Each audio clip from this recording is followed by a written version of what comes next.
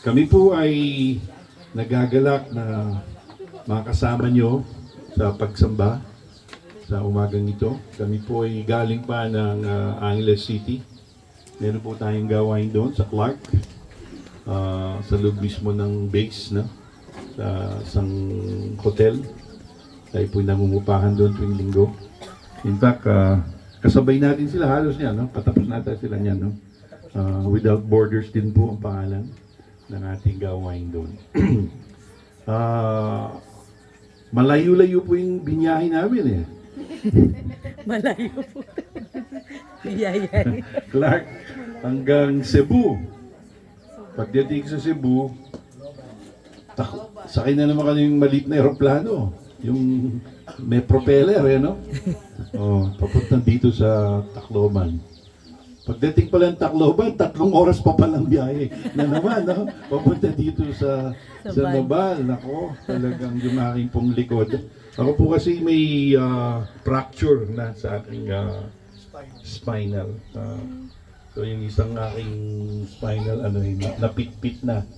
Kaya hindi po pwedeng magtagal na nakaupo, hindi lang pwedeng magtagal na nakatayo. Wag lalabis ng 30 minutes talaga pong masakit na masakit. So, wag po kayong mag-alala. Wala pong 30 minutes yung aking sermon ngayong umaga. Pero ang ating pong mensahe ngayong umaga, hinango sa 2 Korinto. Kung dala po ninyo yung mga Biblia o yung mga telepono, no? Meron po kayong mga Bible na totoo. Yun, ito, meron po. Ito yung mga Bible na totoo. Ito, mga ano lang to eh. Telepono. Ini-encourage po namin sa London, sa church. Meron din po tayong church sa London, Without Borders din. Ang pastor na doon, yung aking anak na lalaki. Ini-encourage niya yung mga kapatid natin doon na magbalik sila sa pagdadala ng mga Bible, no? Yung libro mismo. Sa 2 Korinto, dito sa talatang 8, no? Verse 8, hanggang pong talatang 11 ang ating babasahin. Mga kapatid, ito po ay si Apostol Pablo, no? Sabi niya, ito'y sulat niya sa mga taga-Korinto. Ang tawag niya ay mga kapatid kasi sila'y mga mananampalataya. Amen. Sabihin mo sa katabi mo, kapatid. Kapatid. Yan. Although hindi magkakapatid sa dugo, sa pananampalataya sa Panginoong Jesucristo ay ginawa tayong magkakapatid. Amen. Sa Juan 1:12, sinulat po doon, sa sino mang tumanggap sa Kanya, sa sino mang nanalig sa Panginoong Hesus at Amen. tumanggap sa Kanya, Amen. ay binigyan niya ng karapatang maging anak ng Diyos. Juan 1:12. Kaya nga, kailangan wag lang tayong mananalig. Sasabihin natin, nananalig ako kay Jesus. Ang sa panghakbang doon, Kahapon pinag-usapan. tanggapin siya. No? Kasi sabi doon, but those who believe, nananampalataya, and receive, pagtanggap po yun. Paano po yung pagtanggap? 3 hakbang po yung pagtanggap. Una, aaminin mong makasalanan ka. Ilan po dito umamin sila yung makasalanan? Makasalanan. Okay. Pangalawa, kilalanin mo na si Jesus lang ang tagapagligtas Amen. na sa ating mga kasalanan, no? Pangatlo, ay pagsisihan yung mga kasalanan. Repentance po yun. At siya'y tanggapin. Ilan lang po gumawa nun? Amen. Ayun. So ngayon, anak na tayo ng Diyos. Pag hindi mo pa ginawa yun, hindi ka pa anak ng Diyos. Kailangan yung 3 hakbang na yun, no? Una, aminin mo makasalanan ka. Pangalawa, kilalanin mo si Jesus na siya lang ang tagapagligtas, wala nang iba. Hindi relihiyon, amen? Amen. Kailanman ang relihiyon ay hindi makapagliligtas ng isang tao. Si Jesus lamang ang napako sa krus. Pangatlo, pagsisihan mo ang lahat ng kasalanan mo at doon mo tatanggapin si Jesus. at ikaw ay magiging anak ng Diyos. Kaya nga mga kapatid, sabi ni Apostol Pablo, gusto naming malaman ninyo ang mga paghihirap na dinanas namin sa lalawigan ng Nabal. Hindi ko Asya. Asya. Dito po, ang kahirapang dinanas ko rito, yung lagutok ng aking buto sa sasakyan, no? Kanina, yung pong nagatid tayo nabili yung sabi ko, Brad, dahan-dahan lang ha, may sakit yung likod ko. At ano naman po niya, napaka masunurin no. Kaya nga, nagpapasundo kami uli sa kanya. Yung iba, hindi na namin sila sasakyan kailanman. Sobrang bilis. Sobrang bilis. Talagang yung bako talagang inaano niya, nakahawak po ako gano'n, napapalukso na ako yan. Alright. Sobrang dinanas namin sa lalawigan ng Asya. Si Apostol Pablo po ito. Pumunta sila sa Asya. Napakabigat ng mga dinanas namin doon. Halos hindi namin nakayanan. Yung pong hirap dinanas nila, sabi niya, hindi namin nakayanan. At ang description po niya, ang larawan dito ay, nawalan na kami ng pag-asang mabuhay pa. Ilan po sa inyong nakaranas na ng problema na parang mamamatay ka na sa bigat? Nawalan ka ng pag-asa. Sabi mo, mabuti pang mamatay na ako. Ganun po kahirap ang dinanas ni Apostol Pablo, mga kasama niya. Sa inyo po na dumaranas ng problema, akala ninyo ay wala ng pag-asa. Pakinggan po ninyo ko, sa Diyos may pag-asa. Amen! Hallelujah! Amen. Ang akala namin noon ay katapusan na namin. Ngunit nangyari ang lahat ng yon. May kadahilanan, tandaan po ninyo, may kadahilanan kung bakit pahihintulutan ng Diyos ang mga problema sa buhay natin. Amen. So, wag po kayong bumigay. Magtiwala po kayo. Hindi kayo bibigyan o pahihintulutan ng Diyos na dumaan ng problema na hindi niya kayo tutulungan. Tutulungan po niya tayo. Amen? Sabi niya rito, nangyari ang lahat ng yon para, ito pong dahilan, bakit niya pahihintulutan magka-problema tayo na parang hindi na natin kaya. Para matuto kaming huwag magtiwala sa sarili, kundi sa Diyos. Wow. Amen. Napakasarap po nun, no?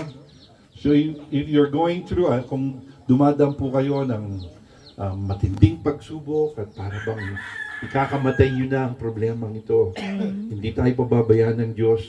Kaya lang niya pinapahintulutan yun ay upang magtiwala tayo sa Kanya. Amen. At hindi sa magagawa natin. Sabi mo sa katabi, wala kang magagawa. Wala kang magagawa. Pero ang Diyos, Pero ang Diyos, may magagawa. may magagawa. Sa umaga nito, Amen. kumikilos na ang banal na Espiritu. Amen. At kinakausap na niya ang ating mga puso. Binibigyan niya tayo ng buhay na pag-asa. Amen? Buhay na pag-asa. Para huwag kaming magtiwala sa aming sarili, kundi sa Diyos na siyang bumubuhay ng mga patay. Ito po ang ating Diyos. Hindi patay ang ating Diyos. Amen. Ang ating Diyos ay buhay at siya'y bumubuhay ng patay. Amen. Ba? Okay pala yun. Kaya nga po, ang mga nagtitiwala, nananampalataya sa Panginoong Jesucristo, ang sabi po niya, ang sino mang sumampalataya sa akin, kahit siya'y mamamatay, siya'y muling mabubuhay. Amen. Tandaan po ninyo, tayo mga mananampalataya, bagamat tayo po'y dadanas ng kamatayan dito sa lupa, sa pisikal na katawan, dadating ang panahon, ire-resurrect, ibibigyan niya tayo ng pagkabuhay ng ating Panginoon Kristo. Ilan pong nananampalataya dyan? Amen. So, at tayo magkikita-kita sa langit. Amen. So, siya ang Diyos na bumubuhay ng mga patay. Iniligtas. Dadagdagan ko pa sana, pero huwag na. Yung iba po kasi yung Diyos nila, Hindi nagbibigay ng buhay, no? Tayo, ang Diyos natin, nagbibigay ng buhay. Amen. Iniligtas niya kami, okay? Hindi, yung pong unang dahilan, para tayo magtiwala sa Diyos at hindi sa sarili natin. Pangalawa, verse 10, iniligtas niya kami sa malagim na kamatayan at patuloy niya kaming ililigtas. Continuously. Tandaan po natin, ang pagtulong ng Diyos sa atin, ang pagbibigay ng solusyon sa ating mga problema, patuloy po yan. Hindi minsan lamang. Patuloy yan. Amen. No? Yung iba, pag tumulong, isang beses, okay na, no? Pag huminga uli ng tulong, 2 beses, sabi niya, okay pa yan. Pero pag 3 beses na, magsasawa na siya sa'yo. Sabi niya, pangatlong tulong na ito, yan. Abusado. Hindi mo siya masisisi sapagkat siya'y tao lamang. Yes. Pero ang Diyos, continuous. Sabi po niya, continuous. Continuous. Sa Tagalog ay patuloy. Patuloy siyang tutulong, magbibigay pag-asa. Amen.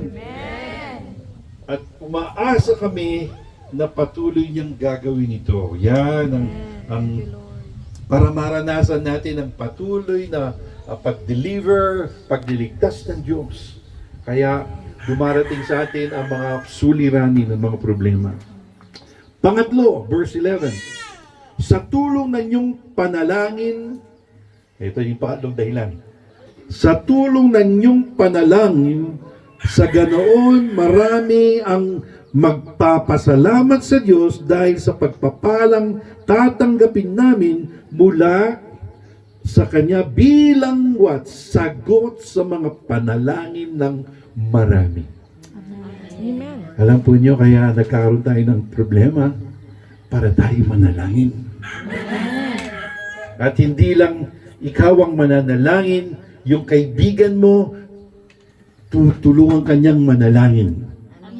Sa iglesyang ito, sa church nito, tulungan po tayong manalangin. Kung may problema kayo, mamaya gagawin natin ito, magdalanginan tayo. Amen. So, ang panalangin ay isang dahilan, no? Para tayo nga maranasan natin ang kapangyarihan ng Diyos. Pinahintulutan ng Panginoon na tayo dumanas ng mga problema upang tayo manalangin sa Kanya at ang iba'y manalangin para sa atin. Prayer. Sabi po niyo, prayers. Prayers. Ang Without Borders ay ating pong tinatawag na prayer center. Sentro ng panalangin. Ang lugar po natin ito ay what? Sentro ng Panalangin. dito po ay dapat hindi titigil ang pananalangin. Amen. Sa amin po sa London, tuwing madaling araw, kami nananalangin. 5 to 6 ba tayo doon? O 6 to 7? 6 to Doon 7. sa Angeles, Angeles, 5 5 to to 6. Alam po ninyo, nung magpasimula ang gawain natin, the Lord, ang Panginoon ay inilagay sa aking puso na ang gawain ito ay gawain ng pananalangin. Nagkawak po kami ng kamay ng asawa ko nang kami po itawagin dito sa Pilipinas. Kasi nasa London na po kami. Doon na po kami naninirahan. Mga banyaga na po kami. British na po kami. Although, hindi po kami mukhang British. Mukha po akong Hapon, di ba? British. Tinawag kami pabalik ng Diyos dito sa Philippines. Kaya naglalanding yung aeroplano noon. 2017 ba yun, love? 2017? 2017 pa po yun. Tagal na, no? 7 years ago, no? Naramdaman namin at kami nanalangin. Simula, sabi, Lord, gabayan po niyo kami. I-direct po niyo ang aming pong gawain dito. At 2017, May yata yun, no? Malu. Sa bahay po namin sa Angeles, nagsimula kaming manalangin ng alas 5. At Ako lang. Tapos dumating si Malu, si Del, si Edwina. Dumami na po kaming dumami dun sa bahay. Hanggang hindi na kami pumunta na kami sa ibang lugar, sa church. Nakiusap po kami sa San Koreano, meron po silang church building. At doon na po kami nanalangin ng madaling araw. Alas 5 hanggang alas 6. 4 o'clock pa nga ata, no? So, alam po ninyo, ito po ang aking habilin sa inyo, sa atin dito, sa gawain nyo. Huwag po nyong kalilimutang manalangin.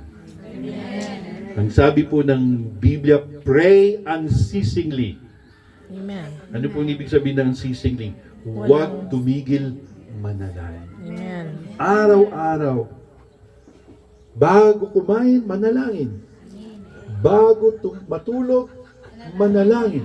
Pagkagising sa umaga, manalangin. Alam po ninyo, prayer is powerful. Amen. Makapangyarihan po ang panalangin. Amen. Kasi pag nananalangin ka, pinapahayag mo, Diyos, hindi ko po kaya ito. Diyos, ako po'y umaasa sa iyo. Kaya nga po, sabi nga,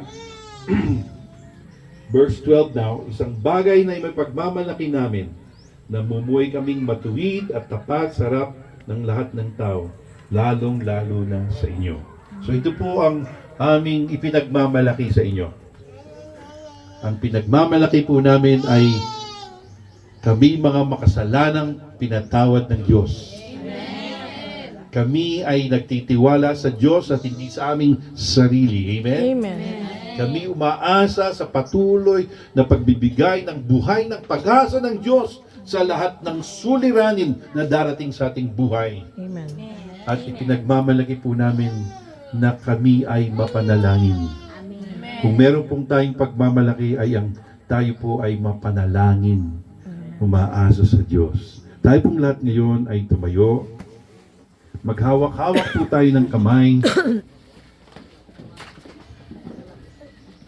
Hawakan po niyo yung katabi. At ipanalangin po ninyo siya. Amen.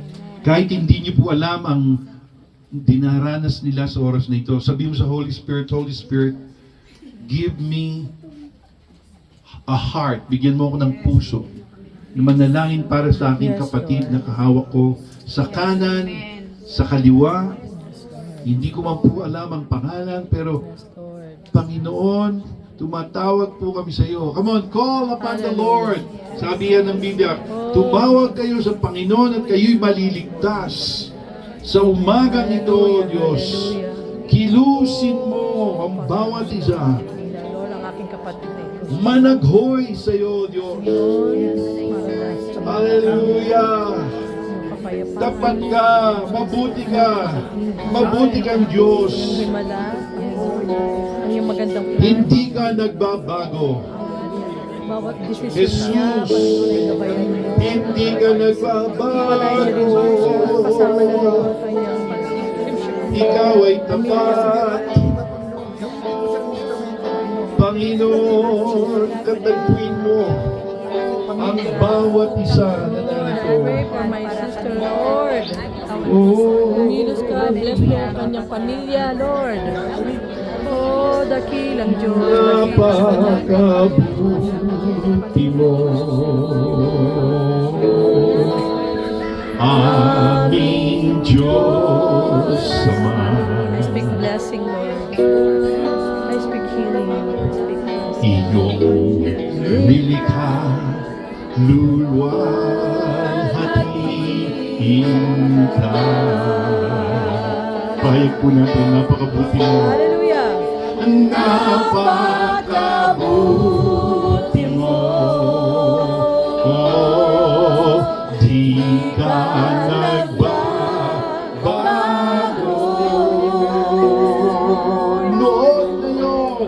Noon ngayon, kailan pa man sa buhay ko'y tapat at napakabuti mo. Aming Diyos Ama. Hallelujah. Iyong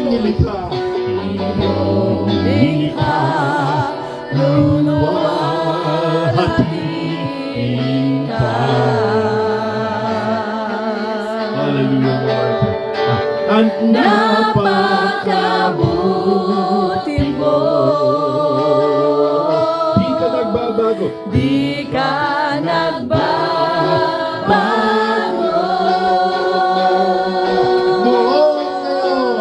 Noon, ngayon, Kailan pa man sa buhay ko'y tapat. Noon, ngayon,